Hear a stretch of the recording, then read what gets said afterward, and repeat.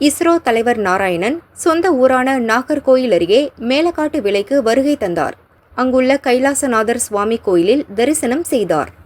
சந்திரயான் 3 அன்னைக்கு நம்ம வெற்றியாட்டு இந்த போய் இந்த நிலவுல போய் தரையிறங்கணும். தரையிறங்க அதுக்கு லைஃப் 14 நாள் தான். அது நிறைய சயின்டிஃபிக் டிஸ்கவரி எல்லாம் பண்ணி அந்த டேட்டாவில் சயின்டிஃபிக் கம்யூனிட்டிக்கு கொடுத்துருக்கோம். இப்போ நாங்கள் சந்திரயான் 4 சந்திரயான் 5 ரெண்டுமே செய்துட்டு சந்திரயான் 4 என்னன்னா, இப்போ சந்திரயான் 3 நேராக போய் நிலாவின் தென் துருவத்தில் தரையிறங்கிச்சு. இது நிலாவின் தென் துருவில் தரையிறங்கி அங்கிருந்து சாம்பிள் எடுத்து திருப்பி கொண்டு ஆராய்ச்சி செய்ய போகிறோம். இப்போ சந்திரயான் 3 அந்த செயற்கைக்கோளுடைய மாஸ் பார்த்தீங்கன்னா 4000 கிலோகிராம். இது கிட்டத்தட்ட 9500 கிலோகிராம். அப்போ 9500 கிலோகிராம்னா 2 ராக்கெட் மூலம் அனுப்பி மேலே போய் ஒன்னாட்டு இணைச்சி அதுக்கு பிறகுதான் 3ல போய் இறங்கி அங்கிருந்து ரோபாட் மூலம் சாம்பிள் நடத்து கொண்டு வரும். அது ஒரு திட்டம். அப்புறம் சந்திரயான் 5 பார்த்தீங்கன்னா அது ஜப்பானும் நம்ம சேர்ந்து ஒரு கூட்டு முயற்சியாற்றுள்ள ஒரு திட்டமாகும். நம்ம சந்திரயான் 3ல 1800 கிலோ தான் இறங்கிச்சு. அதுல வெளியே வந்த ரோவருக்கு மாசம் 25 கிலோகிராம். இதுல ரோவர் 350 கிலோகிராம் ரோவர் வெளியே வரப்போகுது. அந்த மாதிரி இறங்கக்கூடிய அந்த லேண்டருக்கு மாசம் 6500 கிலோகிராம். அப்படி ஒரு பெரிய ப்ரோக்ராம். அது 2 நாடும் சேர்ந்து செய்யறோம்.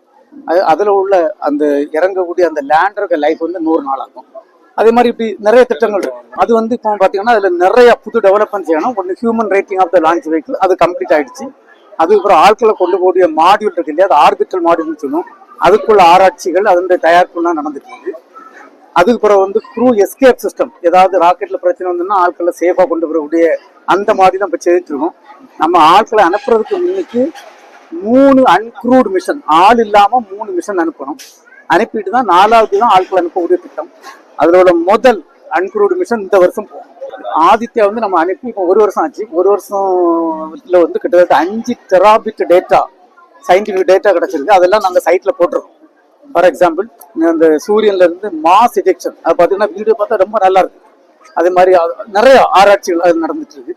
நிறைய டேட்டா கண்டினியூஸா வந்துட்டு இருக்கு. இப்போ அதில் ஒன்று இது பண்ண நம்ம சேட்டலைட் செய்து வச்சிருக்கோம். அது ஜூன் மாசம் கடைசியில் நாங்கள் அனுப்புவோம். நாசாவும் நம்மளும் சேர்ந்து ஒரு செயற்கைக்கோள் செய்து இங்க இப்போ பெங்களூர்ல தான் இருக்குது. அதை ஸ்ரீஹரிகோட்டாயில ஜூன்ல நம்ம விண்ணுக்கு அனுப்புவோம். குலசேகரப்பட்டினத்துல எல்லாம் பூமி எல்லாமே கிட்டத்தட்ட தமிழ்நாடு கவர்மெண்ட் கொடுத்துட்டாங்க. இப்போ ப்ராஜெக்ட் அப்ரூவ் பண்ணி வேலை நடந்துருக்கு. இன்னும் ஒரு 2 வருஷத்துல அங்கிருந்து ராக்கெட் ஏவப்படும். இல்ல நிறைய நன்மைகள் வரும் இல்லையா. இப்போ அங்க கிட்டத்தட்ட 1500 ஏக்கர் லேண்ட்ல நம்ம இந்த மாதிரி ஒரு திட்டம் நிறைய பேருக்கு வேலை வாய்ப்பு கிடைக்கும். அது மாதிரி தமிழ்நாட்டுக்குள்ளே ஒரு ஏவுதளம் வருது. இதே மாதிரி அது ஒரு நல்லது.